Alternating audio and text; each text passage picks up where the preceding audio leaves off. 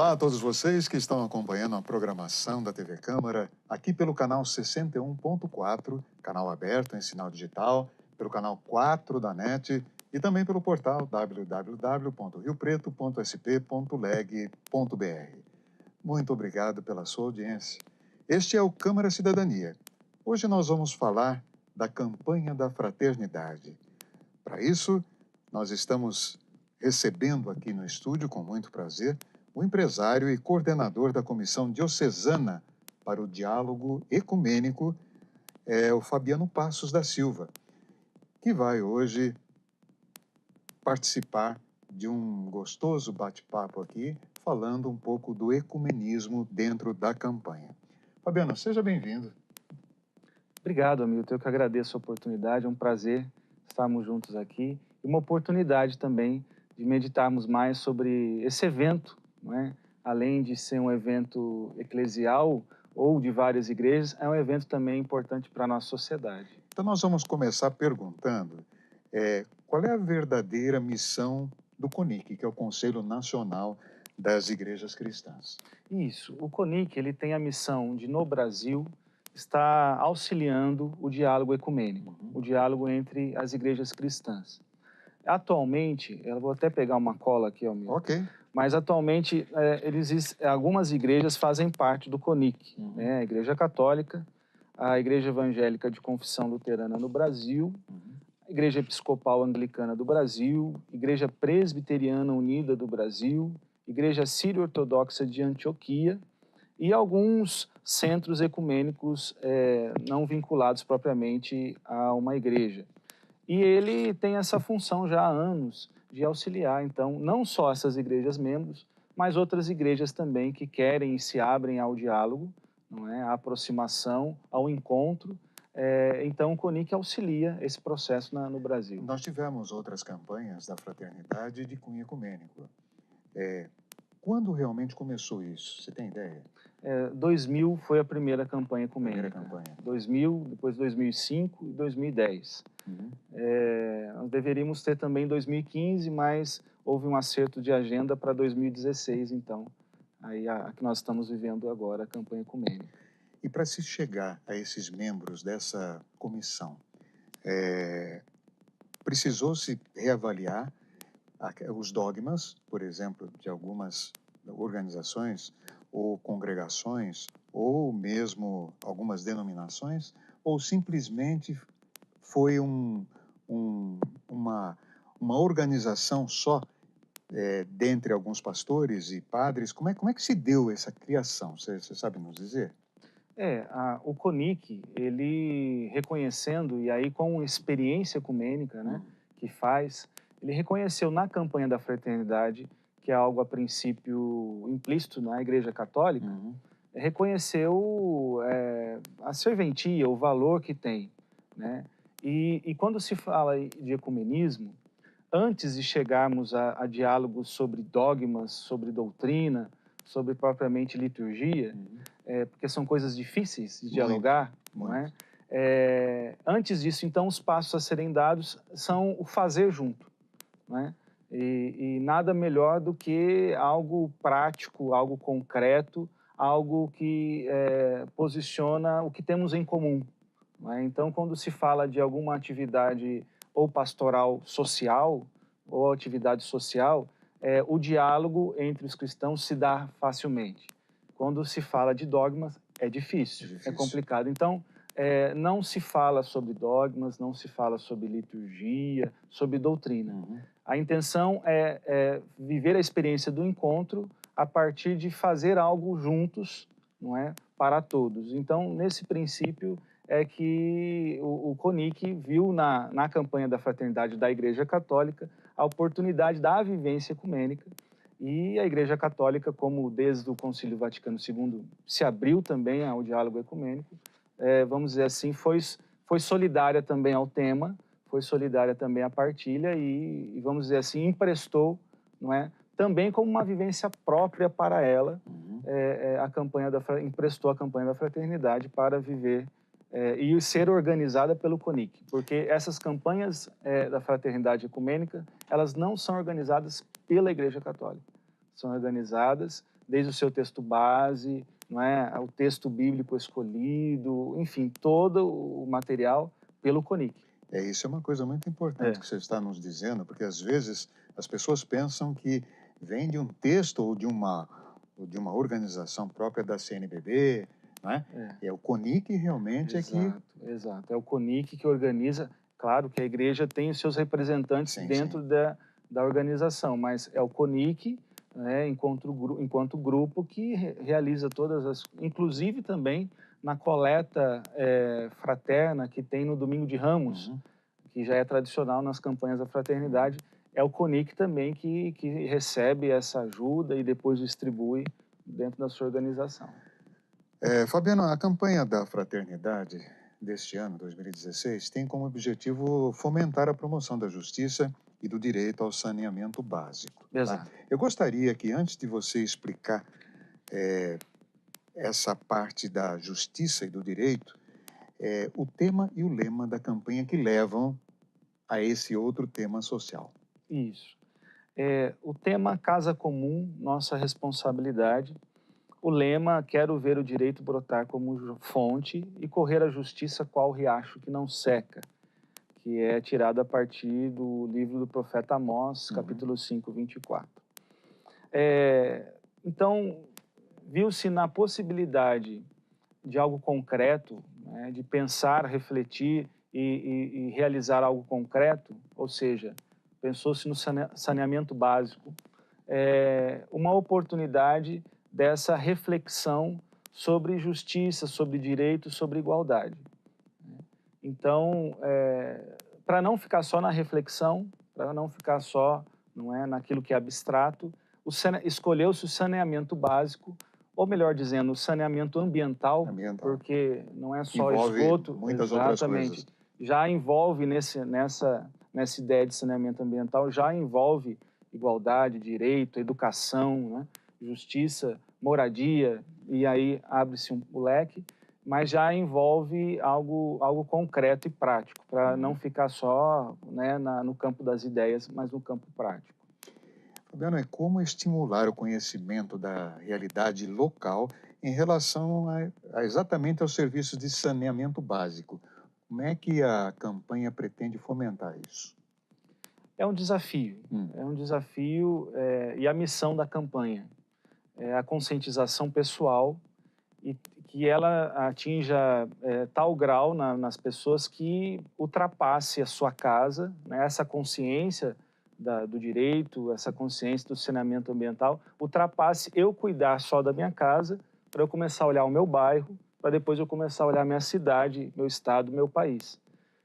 Então, a grande missão, o grande desafio da campanha é conscientizar, trazer as pessoas à realidade, que também é um tema que comumente não se sabe muito, né?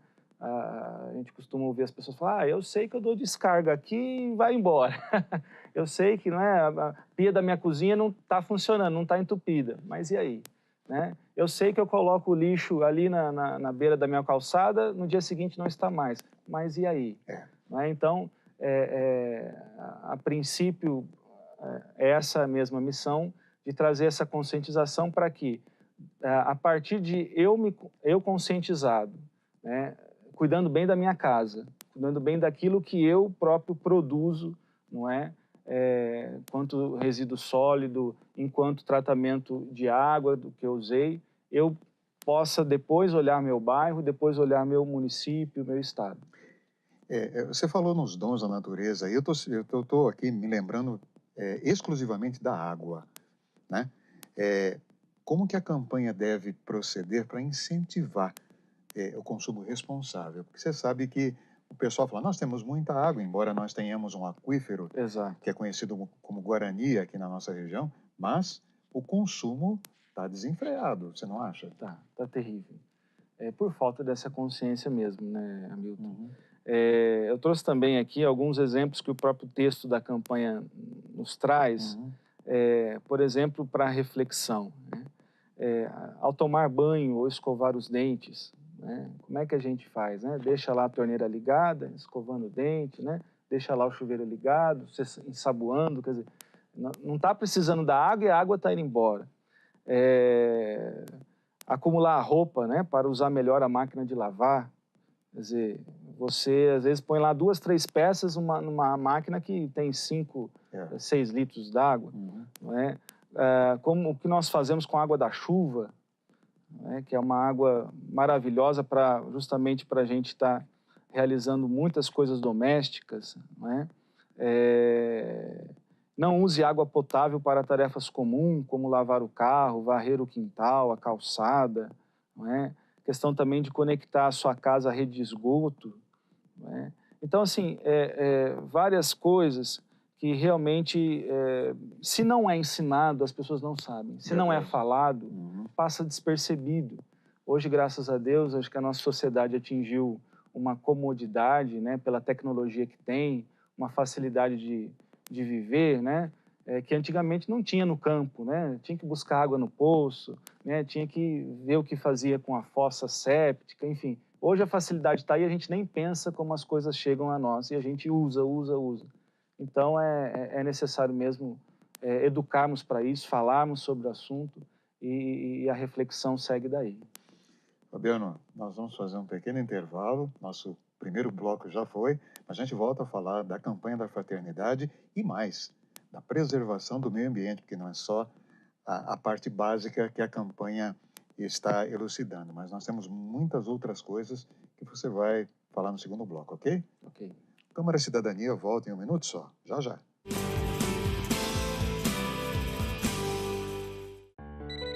Uma ligação pode ser uma notícia ruim ou uma boa. Pode ser um amigo, alguém da família ou até engano.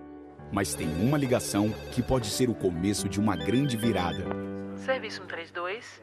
Sigiloso e à disposição de todos os cidadãos, 24 horas por dia, 7 dias por semana. Para dúvidas, informações, orientação e apoio no tratamento daqueles que usam drogas, ligue pra gente. A gente liga pra você. Ministério da Justiça, Governo Federal.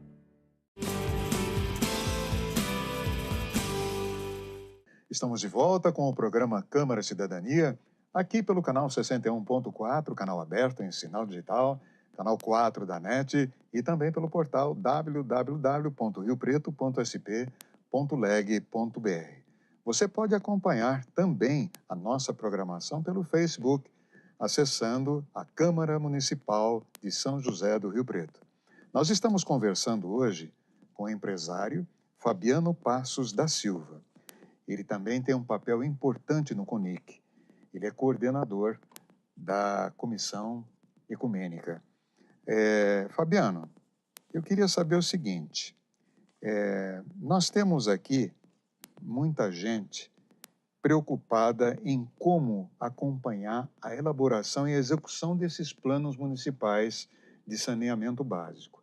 A campanha propõe que se faça alguma coisa, como é que o fiel, o cristão, pode acompanhar tudo isso? Okay. Assumindo a responsabilidade que tem, primeiro no bairro, se há uma associação de bairro, ir atrás, porque uma associação não é uma pessoa nem duas falando, já tem uma força política e social. Sim. Se é um bairro rural, também buscar isso. Nós tivemos uma oportunidade de, junto com o Sindicato Rural, eles têm um programa de educação ambiental, de educação rural, inclusive para fabricação de fossas sépticas, né? Coisas simples que numa associação de bairro, mesmo rural, dá para se entrar em contato com o sindicato, por exemplo, né, montar um curso na região e que as chácaras, né, ou loteamentos regulares poderiam estar fazendo isso tranquilamente.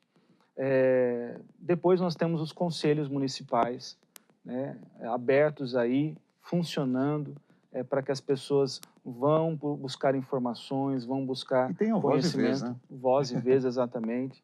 Depois nós temos, lógico, né, o Poder Legislativo, né, a Câmara, exatamente, cobrar dos vereadores, né, cobrar da própria secretaria, participar dos planos, né, de programas sobre o saneamento básico, né, procurar perguntar, saber, instigar sobre o assunto. Tudo isso é direito do cidadão, né, e é possível de se fazer. Né? Fabiano, a gente sabe que além do tema, a campanha da Fraternidade deste ano tem a intenção de unir igrejas de diferentes expressões religiosas. Nós gostaríamos de saber como é que se dá esse estreitamento dessas relações, esse diálogo interreligioso. Como é que ele é feito? Como eu dizia, é uma oportunidade. Falarmos da casa comum, né, e o saneamento básico dentro dessa reflexão, mas da casa comum de uma maneira geral, é nos entendermos como irmãos. Como irmãos. É nos entendermos que estamos juntos no mesmo barco, né? Moramos na mesma casa.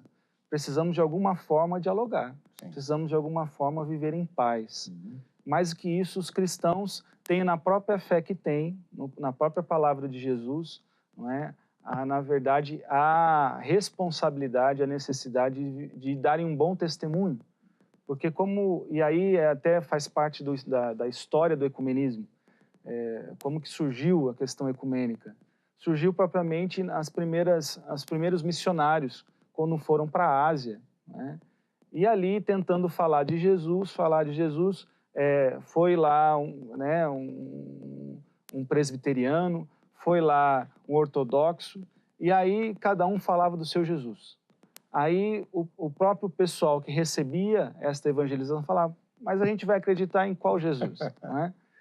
Então, assim, a própria missão ensina que precisamos estarmos juntos naquilo que é possível, naquilo que conseguimos no momento. Então, é uma oportunidade de pensar a casa comum e já refletir sobre aquilo que nos une, que é muito maior e mais do que aquilo que nos desune. Nós temos muito mais em comum, eu digo os cristãos, tem muito mais em comum do que aquilo que é diferente entre si, né? Então, é uma oportunidade, isso se dá com a experiência. A gente sabe que, assim, pelas experiências pessoais que as pessoas acabaram tendo, né? Ou até mesmo por integrantes da sua família, que são, às vezes, muito sectários, muito proselitistas, né? Aquela disputa de convencer o outro e levar o outro para a sua denominação, para a sua igreja. Às vezes, por essas experiências, as pessoas têm dificuldade de se abrir ao assunto.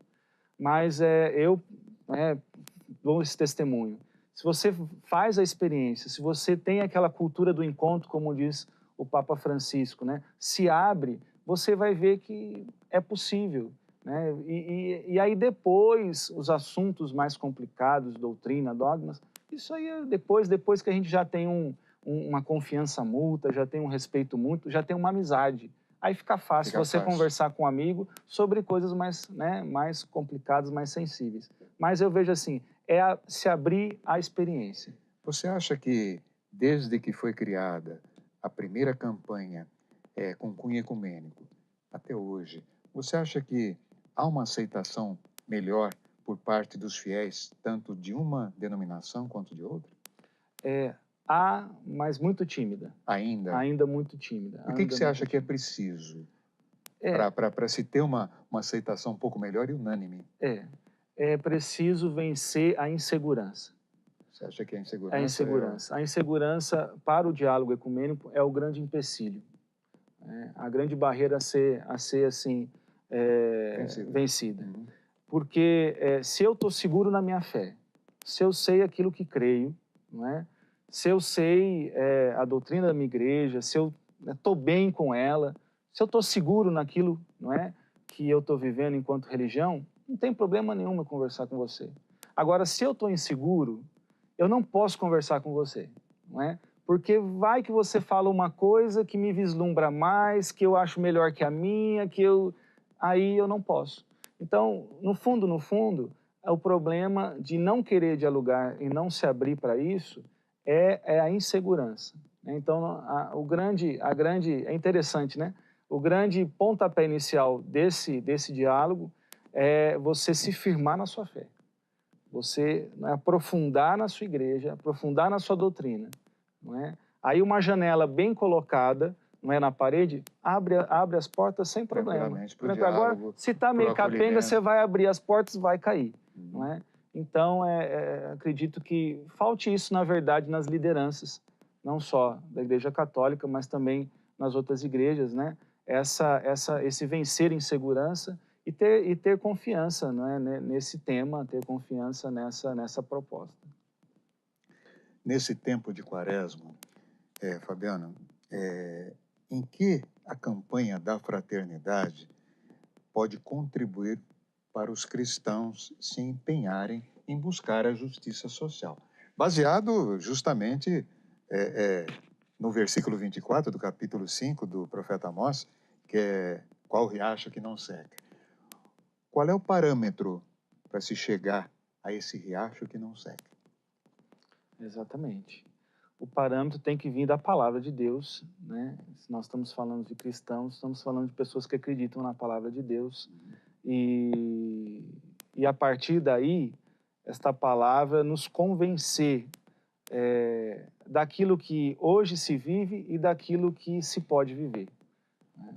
Daquilo que hoje a gente acha que é justiça e direito e daquilo que verdadeiramente o profeta vem trazer, ou seja, a palavra de Deus vem trazer, que seja direito e justiça. Então, hoje, na verdade, eu quero dizer que nós estamos muito conformados, nós estamos muito anestesiados, não é? Achando que está tudo bem, ou então achando culpados facilmente para tudo. Não é? A culpa é de tal. Né?